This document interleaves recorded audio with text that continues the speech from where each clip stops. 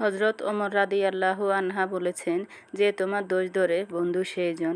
তো আমিও মনে করি যে আমার দোষ ধরে সে আমার বন্ধু, কারণ সে যদি আমার দোষটা না ধরতো তাহলে আমি প্রকৃত শিক্ষাটা পেতাম না। যাই হোক, আসসালামু আলাইকুম, সবাই কেমন আছেন? আশা করছি সবাই ভালো আছেন। আমিও আলহামদুলিল্লাহ ভালো আছি আপনাদের দোয়ায়। এই যে দেখতে পাচ্ছেন আমাদের দুই সদস্যর মারামারি। মারামারি না, ওদের এটা একটা আনন্দ। নানার বাড়িতে কে কে ছোটোবেলায় এরকম করেছেন কমেন্টের মাধ্যমে জানাবেন। এই যে আমরা যখন তিন বোন একসাথে হই, তিন বোনের ছেলে মেয়েটা আমার ছোটো মেজো বোনের মেয়ে, ছেলেটা হচ্ছে আমার ছোটো বোনের, তারপরে লাল গেঞ্জিওয়ালাটা আমার ছেলে, ওইটা আমার ছোটো বোনের মেয়ে। ওরা যে একসাথ হলে সবাই কত যে আনন্দ করে বলার বাইরে। এই তো এই ভিডিওটা আমি যেদিন আসতেছি ওদিনকার আমি চলে আসতেছি গতকালকে।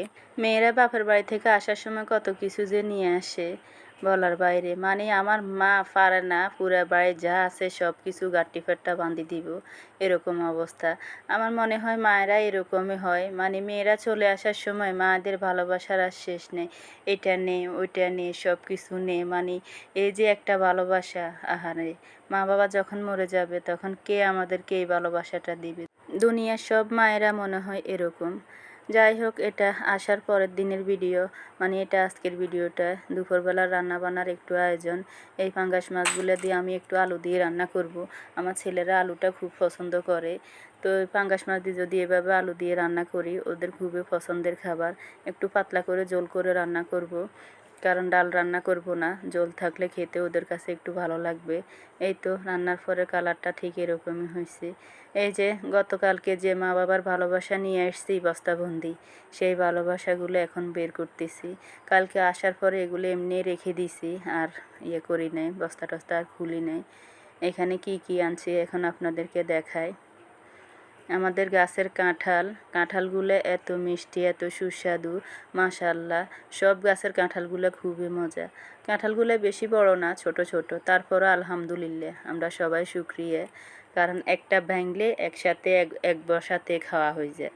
মানে বড় কাঁঠাল হইলে আপনার ভাঙলে আবার এগুলো থেকে যায়, নষ্ট হয়ে যায়। এরকম ছোট ছোট হয়েছে আলহামদুলিল্লাহ, এক বৈঠকে একটা শেষ হয়ে যায়। এই তো মা আসার সময় অনেকগুলো কাঁঠাল দিছে।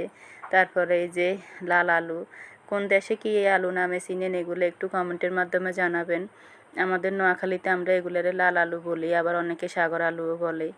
এই তো আবার আম, এগুলো হচ্ছে আমার নানার বাড়ির আম।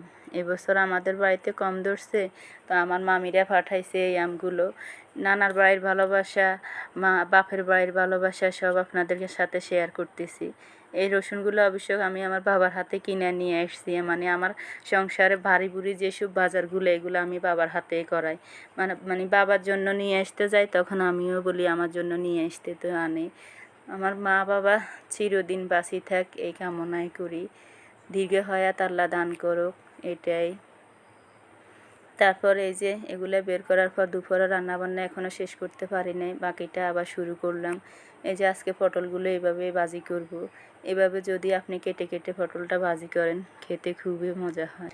পটলটা এরকম করে কেটে যদি ভাজি করেন, দেখতে খুবই সুন্দর লাগে, আবার খেতেও ভালো লাগে।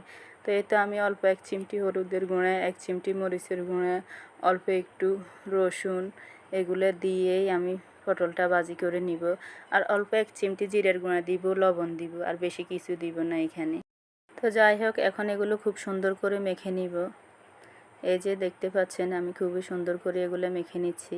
তারপর লাস্টে দিয়ে আমি জিরের গুঁড়াটা দিছি, অল্প এক চিমটি জিরের গুঁড়া দিছি, তাহলে ফ্লেভারটা খুবই সুন্দর আসবে, ভালো লাগবে। এই যে আমি এভাবে সুন্দর করে মেখে নিচ্ছি। যাই হোক, তো এখন পটলগুলো আমি উল্টে পাল্টে সুন্দর করে একটু ভেজে নিব। পটলগুলো ভাজার সময় চুলার আঁচটা একটু কমিয়ে দিবেন। তো যাই হোক, বাবার বাড়ির কাহিনী, শ্বশুর বাড়ির কাহিনী আরও একদিন আপনাদেরকে বলবো, এখন আর বললাম না। যাই হোক, এখন আমার রান্নাটা কেমন লাগছে আপনাদের কাছে জানাবেন। ভালো লেগে থাকলে ভালোবেসে পাশে থাকবেন। আর এইভাবে পটলটা যদি ভাজি করেন, দেখতে অনেক সুন্দর লাগে, খেতেও ভালো লাগে। তো সবাই ভালো থাকবেন, আল্লাহ হাফেজ।